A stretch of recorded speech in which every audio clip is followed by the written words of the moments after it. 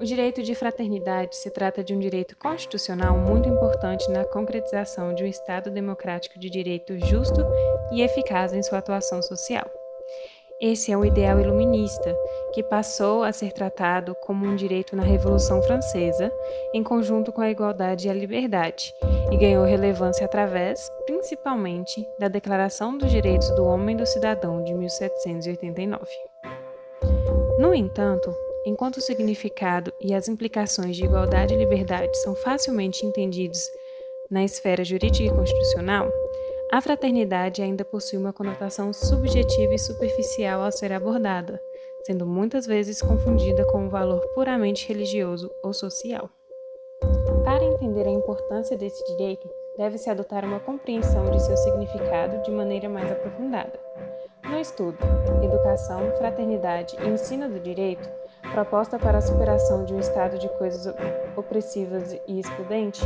o autor Francisco Cardoso Oliveira define que o fundamento ético da fraternidade exige uma postura hermenêutica comprometida com a compreensão da realidade social em que ela está inserida, a pessoa e suas relações fraternas. Uma sociedade fraterna nada mais é que uma sociedade em que seus integrantes, sejam eles indivíduos ou instituições, ajam uns pelos outros negando o egoísmo e o individualismo em suas relações sociais. O princípio de fraternidade implica a compreensão do que se trata viver em uma coletividade, considerando o bem-estar do próximo nas decisões e excluindo questões como superioridade ou hierarquia, indo além mesmo do que igualdade, pois não vê as pessoas como iguais, chegando até mesmo a reconhecer suas diferenças,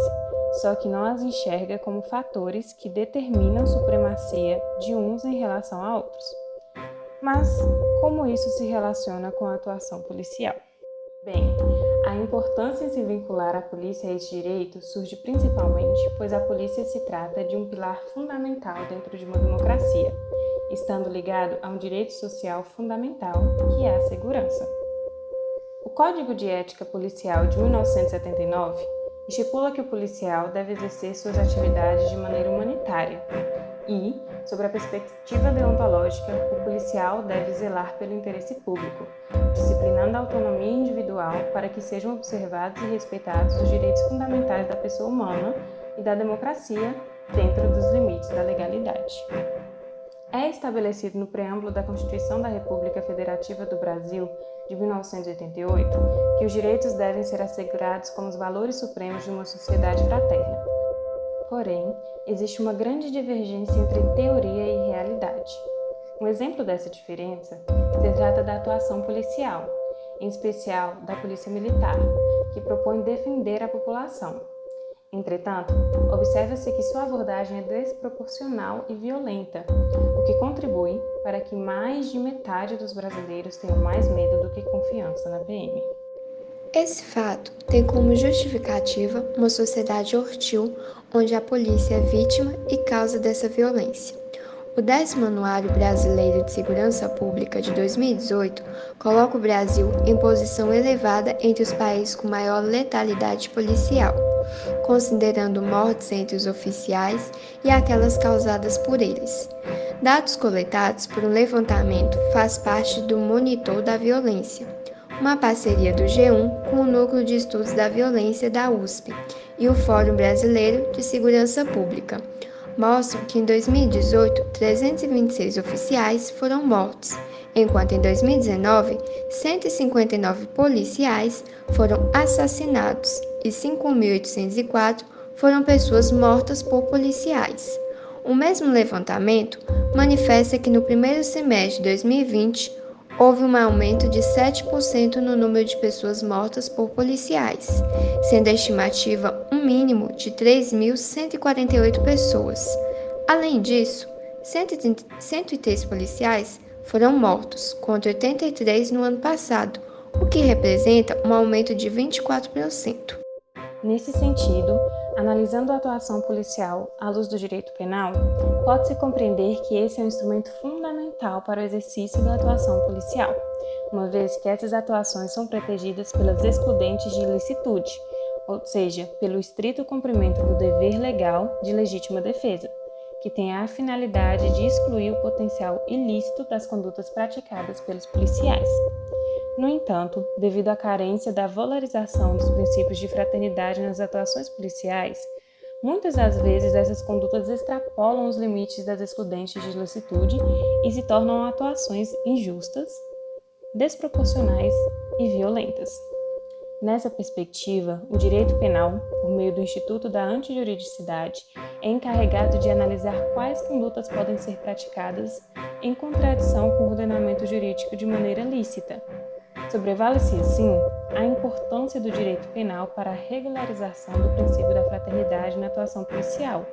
uma vez que, devido às análises feitas através deles, condutas que extrapolem as excludentes de licitude podem ser punidas, fazendo com que as atuações policiais se pautem mais em observância de uma ordem fraterna e justa com a população. Pode-se analisar esse quadro pelo ponto de vista da criminologia, pois se trata da manifestação do controle social formal, um dos 4 objetos da criminologia. Pela teoria da reação social, as agências de controle, como as polícias, escolhem quem criminalizar. Para entender a hostilidade e a violência militar, faz-se necessário o estudo da estrutura e hierarquia da polícia, o que ajuda a compreender também a vitimização e a saúde desses oficiais, principalmente ao se analisar sob a perspectiva do princípio da fraternidade. Isso acontece pois a polícia no Brasil é a que mais se mata no mundo, sendo que o número de policiais que cometeram suicídio no Brasil em 2018, 104, chega a ser maior que a quantidade que morreu enquanto estava em serviço, 87. A Organização Mundial de Saúde diz que mais de 90% dos casos de suicídio estão associados a distúrbios mentais e podem ser evitados com um certo tratamento. Um relatório realizado pela Ouvidoria da Polícia de São Paulo aponta que, possivelmente, os altos índices de letalidade da Polícia Militar de São Paulo esteja relacionado com a cultura do ethos do guerreiro, que reforça que os policiais militares enfrentam cotidianamente inimigos da sociedade e do Estado, e que nessa guerra a letalidade policial faz parte do contexto. Ao se agregar isso e ao fácil acesso da arma de fogo, ao estresse da profissão e à falta de suporte de serviço de saúde mental dentro da própria instituição, é o que afeta o tratamento de doenças mentais como ansiedade e depressão. A falta de fraternidade na estrutura militar do país reflete totalmente em sua atuação e, consequentemente, na reação da própria sociedade, fazendo com que haja reflexos sociais e, portanto, tendo a necessidade de buscar explicações sociológicas, em busca de obter respostas sobre a efetividade do controle social. Como, por exemplo, a grande desvalorização do profissional militar, a perca do sentido moral dos policiais e os reflexos que esse sistema pode causar tanto na comunidade militar quanto na sociedade como um todo, afetando assim o desenvolvimento social e havendo a ausência da fraternidade. Esses fatores, somados à hierarquia rígida, sem possibilidade de realização de greves, é um modelo militar onde a ascensão profissional não se baseia em mérito, leis inflexíveis em relação ao comportamento individual e o abuso de cargos superiores em relação a inferiores.